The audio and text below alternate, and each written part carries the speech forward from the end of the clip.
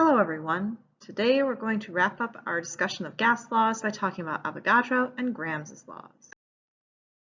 We have previously already learned 5 of the gas laws: Boyle's law, Charles's law, Gay-Lussac's law, the combined gas law, and the ideal gas law. If you wish to learn more about these gas laws, please see previous videos. Avogadro's law is about the relationship between the number of moles in a sample and its volume.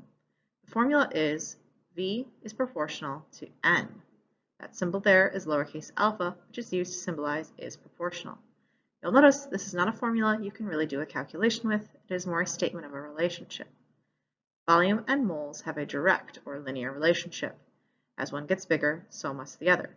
Specifically, as the number of moles or the number of particles increases, the volume that is required for the gas to occupy must also increase. Please note, if there is some physical limitation that prevents volume from changing as the number of moles does, then some other variable must change in place of it. For example, if you think of a bottle of Coke and a Mentos dropped into it, if you put the cap back on, then as the gas is formed, what happens? The bottle eventually explodes because the pressure became too great. Since the bottle volume could not change by much, pressure changed in its place. Graham's law of effusion is about the relationship between the average speed of gas particles and their mass. This is traditionally done by comparing average speeds of 2 different gases that are at the same temperature, since they must have the same average kinetic energy, although their speeds will be different. A quick note about what effusion is and how this law was originally written. Effusion is the process of a gas escaping through a small hole in a material. Think like a small hole in a balloon or in a tire.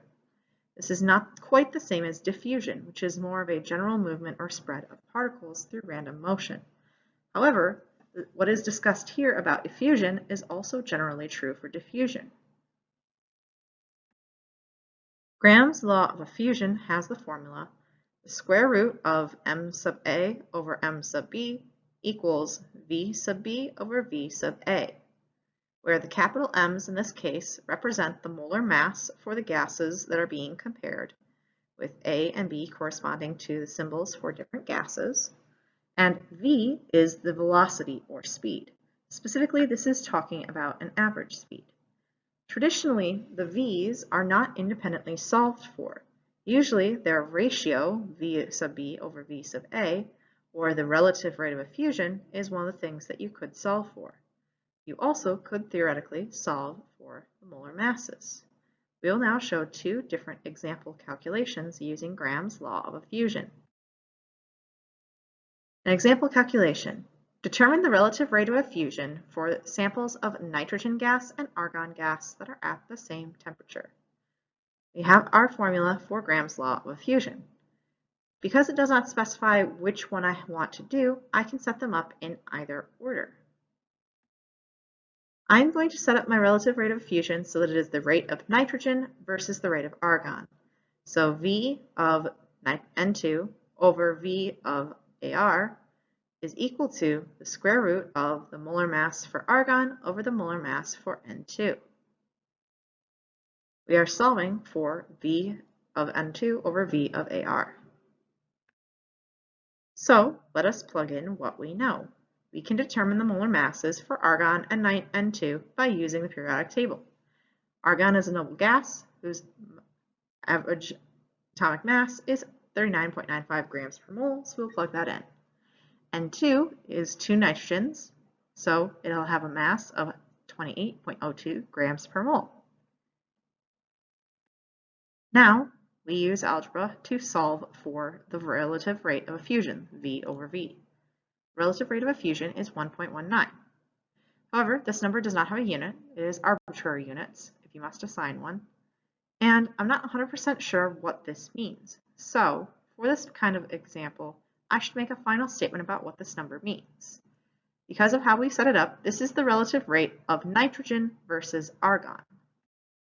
So my final statement would be that nitrogen gas, N2, moves 1.919 times faster than argon gas. Let us look at a second example. Neon moves at 1.87 times faster than some unknown gas. Determine the molar mass of this unknown gas. We will once again use Graham's law of effusion. Because of how this is set up, we have the relative rate of neon versus the unknown. So I will set up V sub neon over V sub, let's call it X for an unknown, is equal to the molar mass of X over the molar mass of neon. Now let us plug in what we know. We know the relative rate of effusion is 1.87, so we will plug that in on our left here. We do not know the molar mass of the unknown, so we will leave that alone as a variable. Neon, however, is an element whose mass is on the periodic table. Its average mass is 20.18, so we'll plug that in. We now have to solve for m. How do I get rid of a square root? In order to get rid of a square root, we must square both sides. And so 1.87 squared is equal to m of x over 20.18. We will now finish with our algebra. The molar mass of this unknown will therefore be 70.57 grams per mole.